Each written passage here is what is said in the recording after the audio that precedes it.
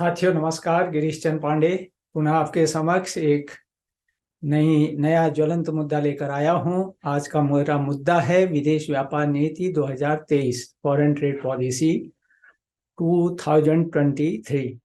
कुछ समय पहले 31 मार्च 2023 को सरकार ने नई विदेश व्यापार नीति FTP 23 जारी की थी, जो अप्रैल 2023 से प्रभावी हो गई है। परंपरागत रूप से 5 साल की विदेश व्यापार नीति की घोषणा अब तक की जाती रही है, लेकिन इस बार की नीति की जो है कोई समाप्ति तिथि नहीं है। ऐसा सरकार ने बदलते वैश्विक परिदृश्य के मुताबिक किया है।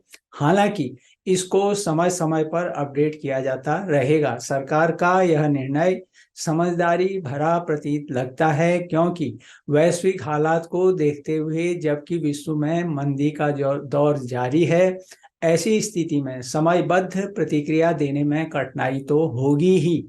इसलिए यह निर्णय लिया गया है। बता दें कि मौजूदा समय में रूस यूक्रेन के बीच जारी युद्ध की वजह से सप्लाई चेन में रुकावटें आई हैं और वैश्विक व्यापार में भी सुस्ती देखने को मिल रही है। ऐसे में भारत की ये नई विदेश व्यापार नीति अहम हो जाती है। इस नीति की घोषणा के बाद अप्रैल 2023 में अंतर्राष्ट्रीय मुद्रा कोष यानी IMF ने कहा कि कोविड महामारी और रूस यूक्रेन युद्ध के बाद पिछले वर्ष 2022 में विश्व अर्थव्यवस्था में जो मंदी देखी गई थी वह 2023 में भी जारी रहेगी। साथ ही 2023-24 में विश्व अर्थव्यवस्था की वृद्धि दर जो है 3% से कम रहने का अनुमान लगाया गया है। मुद्रा कोष का यह कहना भी महत्वपूर्ण है कि 2023 में कुल वैश्विक आर्थिक वृद्धि दर में भारत और चीन का योगदान 50% रहेगा। इसका तात्पर्य यही है कि चीन से हमारी व्यापारिक प्रतिस्पर्धा होगी और आने वाला समय निश्चित तौर पर चुनौती भरा होगा। लेकिन खुशी की बात है कि अभी भारत में निर्यात की स्थिति अच्छी है और भारत सरकार का कहना है कि भारत का समग्र निर्यात $750 अरब पार कर गया है और इस वर्ष 2023 में इसके 760 अरब के पार जाने की उम्मीद है। इसमें वाणिज्यिक वस्तुओं और सेवाओं का निर्यात भी शामिल है। विदेश व्यापार नीति का लक्ष्य 2030 तक भारतीय निर्यात को $20 खरब तक ले जाना है। साथियों, विदेश व्यापार नीति की विशेषताओं पर यदि गौर करें तो इसकी 4 मुख्य विशेषताएं हैं। पहला है छूट के लिए प्रोत्साहन, दूसरा सहयोग के माध्यम से निर्यात को बढ़ावा देना, तीसरा कारोबारी सुगमता और चौथा जो है उभरते क्षेत्र यानी इमर्जिंग सेक्टर्स। विदेश व्यापार नीति तकनीक और डिजिटलीकरण के जरिए जो है व्यापार को सहज बनाने पर काफी जोर देती है। इसमें डाक के जरिए ई-कॉमर्स को बढ़ावा देना और ई-कॉमर्स निर्यात को प्रोत्साहन देने की भी व्यवस्था है। इस नीति का लक्ष्य जो है डाक निर्यात केंद्रों का संचालन करके सीमा पार ई-कॉमर्स को सुगम बनाने और दूर दराज एवं समुद्र से दूर के क्षेत्रों में शिल्पकारों, बुनकरों, कारीगरों, सूक्ष्म लघु एवं मध्यम उद्यमियों MSME को जो है समर्थ बनाने के लिए विदेशी डाकघरों के साथ एक नेटवर्क की भी व्यवस्था की गई है। उल्लेखनीय है कि भारत का ई-कॉमर्स बाजार जो है दुनिया के सबसे बड़े बाजारों में से एक है और उम्मीद लगाई जा रही है कि आने वाले वर्षों में ये और बढ़ेगा। इसके पीछे कई कारण हैं, जिनमें इंटरनेट एवं स्मार्टफोन तक लोगों की पहुंच में जो है बढ़ोतरी है और आसान भुगतान प्रणाली भी इसमें शामिल है। हालांकि ई-कॉमर्स निर्यात में अभी भी भारत के कुल सामानों के निर्यात में केवल एक छोटा सा हिस्सा है। सरकार इस स्थिति को बदलना चाहती है और विक्रेताओं की पहुंच जो है अंतर्राष्ट्रीय बाजार तक बनाकर भारत के ई-कॉमर्स निर्यात को बढ़ावा देना चाहती है। साथियों, विदेश व्यापार नीति में ई-कॉमर्स निर्यात केंद्र ECEH यानी ई-कॉमर्स एज एक्सपोर्ट हब्स बनाने का प्रस्ताव रखा गया है, जो कि व्यवसाय से जुड़े सहायक बुनियादी ढांचे के केंद्र के तौर पर काम करेगा और अंतर्राष्ट्रीय स्तर पर ई-कॉमर्स गतिविधियों के लिए सुविधा मुहैया कराएगा। ये केंद्र निर्यात के लिए जरूरी बुनियादी ढांचा मुहैया कराएंगे और नज़दीकी साजो सामान के केंद्र की सेवाओं से भी अपने को जोड़ेंगे और उनका लाभ उठाएंगे। निर्यात के लिए ई कॉमर्स प्लेटफॉर्म एक लोकतांत्रिक बाजार के रूप में काम कर सकता है, जो छोटे विक्रेताओं, एमएसएमई और स्थानीय कारीगरों को अंतर्राष्ट्रीय बाजारों तक पहुंचने और ज़्यादा लाभ कमाने की जो है अनुमति देता है। यह जाहिर तौर पर अच्छी खबर है। विदेश व्यापार नीति में सूक्ष्म, छोटे और मझोले उपक्रमों पर फोकस करना भी निसंदेह एक उल्लेखनीय पहल कही जाएगी। लोकल गोज ग्लोबल और वोकल फॉर लोकल की भावना के अनुरूप निर्यात केंद्रों के तौर पर जिलों के विकास खंड का जो उद्देश्य है, जिलों में निर्यात की संभावना वाले उत्पादों एवं सेवाओं की पहचान करके देश के अलग अलग जिलों को निर्यात केंद्र बनाने के लिए प्रेरित करना भी एफटीपी की एक महत्वपूर्ण पहलकदमी कही जा सकती है। इसमें हर जिले में जिला निर्यात प्रोत्साहन समिति DEPC यानी डिस्ट्रिक्ट एक्सपोर्ट प्रमोशन काउंसिल और जिला निर्यात कार्य योजना की स्थापना करके निर्यात को बढ़ावा देने का प्रस्ताव रखा गया है।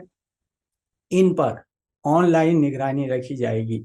जिला स्तर पर निर्यात के लिए उत्पादों और सेवाओं की पहचान करना और उन तक पहुंचने के लिए खरीदार विक्रेता की बैठक आयोजित करना, व्यापार मेला और कार्यशाला आयोजित करना भी इसमें शामिल है। इसमें दो राय नहीं कि जिले के स्तर पर इस तरह के कदम जो हैं जागरूकता उत्पन्न कर सकते हैं और छोटे विक्रेताओं को बड़े बाजार तक पहुंचने में मदद कर सकते हैं। सरकार का मानना है कि भारतीय निर्यातकों को वैश्विक स्तर पर प्रतिस्पर्धी बनना होगा और उन्हें सब्सिडी पर निर्भर नहीं रहना चाहिए। साथ ही एफटीपी 2023 में जो जोर है प्रोत्साहन के बजाय छूट को अपनाना है, यानी जरूरत के हिसाब से निर्यात को बढ़ाने के लिए छूट प्रदान करना है। एफटीपी में वैश्विक वैल्यू चेन में अपना हिस्सा बढ़ाने की भारत की महत्वाकांक्षा को भी दर्शाया गया है। इसलिए भारत ऐसे देशों के साथ भारतीय मुद्रा में व्यापार करने को तैयार है जो डॉलर की कमी या मुद्रा की विफलता का सामना कर रहे हैं। इस प्रकार एफटीपी में भारतीय रुपये को ग्लोबल करेंसी बनाना यानी भारतीय रुपये में व्यापार को बढ़ावा देना भी शामिल है। एफटीपी में कुरियर व्यवस्था के जरिए किसी निर्यातक को दी जा सकने वाली राशि को 5 लाख रुपये से बढ़ाकर 10 लाख रुपये कर दिया गया है। सरकार के लिए यह आवश्यक होने जा रहा है कि वह भारत को वैश्विक मूल्य श्रृंखला का सदस्य बनाने के लिए जरूरी कदम उठाए। अभी तक इस मामले में भारत का बहुत अच्छा प्रदर्शन नहीं है और हाल के वर्षों में उसका प्रदर्शन जो है दबाव में रहा है। आंशिक तौर पर ऐसा इसलिए हुआ कि शुल्क तथा अन्य प्रकार के प्रतिबंधों में इजाफा हुआ है। हमें अपनी इस बुनियादी सोच को भी बदलना होगा कि भारत आयात को पूरी तरह रोक दे और निर्यात को बढ़ावा दे, क्योंकि वैश्विक आपूर्ति श्रृंखला यानी ग्लोबल सप्लाई चेन के मौजूदा ढांचे में यह कारगर नहीं है। साथ ही उदारीकरण के दौर में हम इसकी कल्पना भी नहीं कर सकते। एफटीपी में निर्यात में उत्कृष्टता वाले कस्बे यानी towns of export excellence TEE में जो है 4 नए शहरों को शामिल करना भी महत्वपूर्ण है। और ये 4 शहर हैं फरीदाबाद जो वस्त्र परिधान में ख्यात है, मुरादाबाद हस्तशिल्प, मिर्जापुर गलीचा और दरी, और वाराणसी यानी हथकरघा और शिल्प में ये जो प्रसिद्धि है इनकी। ये पहले से मौजूद 39 TE के अलावा हैं। इस प्रकार इनकी कुल संख्या यानी TE की कुल संख्या जो है अब 43 हो गई है, 43। इन शहरों के जोड़े जाने से हस्तकरघा, हस्तशिल्प तथा दरियों के निर्यात को बढ़ावा मिलने की उम्मीद है। सरकार इन चारों शहरों में अब निर्यात बढ़ाने के लिए उद्योग विशेष पर जोर देगी। यहाँ उल्लेख करना प्रासंगिक होगा कि फॉरेन ट्रेड पॉलिसी में मौजूदा प्रावधानों के मुताबिक जो शहर कम से कम 750 करोड़ रुपए के सामान का उत्पादन करते हैं उन्हें town of export excellence TEE के तौर पर मान्यता दी जाती है। चूंकि भारत ने 2030 तक $2 ट्रिलियन के सामानों और सेवाओं के सालाना निर्यात का लक्ष्य रखा है, ऐसे में छोटे विक्रेता और दूर दराज के जिले भी इस लक्ष्य को हासिल करने में योगदान दे सकते हैं। छोटे व्यवसायियों और शिल्पियों से निर्यात को बढ़ावा देने से न केवल अर्थव्यवस्था पर सकारात्मक असर पड़ेगा बल्कि लोगों की आजीविका में भी सुधार होगा। यानी छोटे व्यवसायी और शिल्पी जो हैं निर्यात में महत्वपूर्ण योगदान दे सकते हैं। FTP में निर्यातकों के लिए एमनेस्टी स्कीम का भी प्रावधान किया गया है, यानी निर्यात की व्यापारिक बाध्यताओं को पूरा कर पाने में नाकाम रहने वाले निर्यातकों के लिए यह एमनेस्टी स्कीम लाई गई है। सरकार की ओर से वन टाइम सेटलमेंट के माध्यम से ऐसे लोगों की राह आसान बनाई गई है जो अपनी निर्यात बाध्यताओं को पूरा नहीं कर पाए हैं। सरकार विवाद से विश्वास के नारे के साथ व्यापारियों को हो रही दिक्कतों के समाधान की दिशा में बराबर काम कर रही है। यहाँ उल्लेखनीय है कि 1 फरवरी 2020 को प्रारंभ इस स्कीम में टैक्स पेयर को सिर्फ विवादित करों का ही भुगतान करना होता है और इस रकम पर टैक्स विभाग की ओर से कोई ब्याज या दंड नहीं लगाया जाता। जो टैक्स पेयर इस स्कीम का लाभ लेता है, सरकार की तरफ से उसकी पहचान जो है उजागर नहीं की जाती। समय समय पर इस स्कीम की मियाद को बढ़ाया जाता रहा है ताकि ज्यादा मामले निपटाए जा सकें। इसके अलावा निर्यात को बढ़ाने के लिए अगले 4-5 महीनों के दौरान क्षेत्रवार या देशों के स्तर पर दुनिया में एक व्यापक पहुंच बनाने, लेन देन लागत घटाने और निर्यात केंद्र विकसित करने पर भी जोर दिया गया है। इसलिए इस व्यापार नीति में निर्यातकों, राज्यों, जिलों तथा भारतीय दूतावासों के बीच सहयोग को बढ़ावा देने की बात भी कही गई है। विदेशों में भारतीय दूतावास तथा विदेश मंत्रालय और वाणिज्य विभाग जो है मिलकर समन्वित रूप से इस दिशा में आगे की कार्रवाई करेंगे।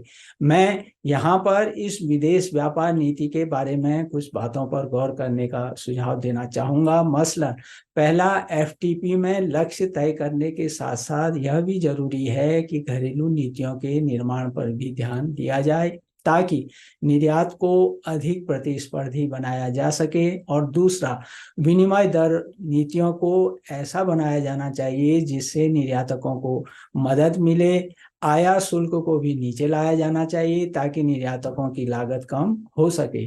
तो कुल मिलाकर कहें तो 2023 की विदेश व्यापार नीति जो है समावेशी भारत के लिए है, क्योंकि यह नीति सुनिश्चित करती है कि बड़े निर्यातकों के साथ जो है छोटे स्तर के विक्रेताओं एवं व्यवसायों और स्थानीय शिल्पकारों की पहुंच जो है अंतर्राष्ट्रीय बाजार तक हो और उन्हें भारत के निर्यात की गाथा का हिस्सा बनाया जा सके।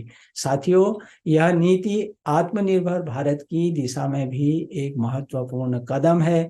इस नीति का लक्ष्य जो है भारत को विश्वसनीय और भरोसेमंद व्यापार साझेदार बनाना है। नीति का दृष्टिकोण अगर हम देखें तो निर्यात के वैश्विक सप्लाई चेन में भारत के हिस्से को बढ़ाना भी है। एक ऐसे दौर में जब भारत तमाम बड़ी अर्थव्यवस्थाओं की तुलना में कोविड-19 महामारी के दुष्प्रभावों से कहीं बेहतर तरीके से निपटने में सफल रहा है और जब अभी वैश्विक आर्थिक ढांचा जो है तमाम चुनौतियों से जूझ रहा है और हाल फिलहाल किसी बड़ी राहत के आसार नहीं दिखाई देते, तब भी भारतीय अर्थव्यवस्था ने अपेक्षाकृत बढ़िया प्रदर्शन कर उम्मीद जगाई है। यहाँ यह गौर करने योग्य है कि 2013-14 में भारत की अर्थव्यवस्था जो है मात्र 2 खरब डॉलर से भी कम थी, जो अप्रैल 2023 की स्थिति के अनुसार बढ़कर 3.5 खरब डॉलर से ज़्यादा हो चुकी है।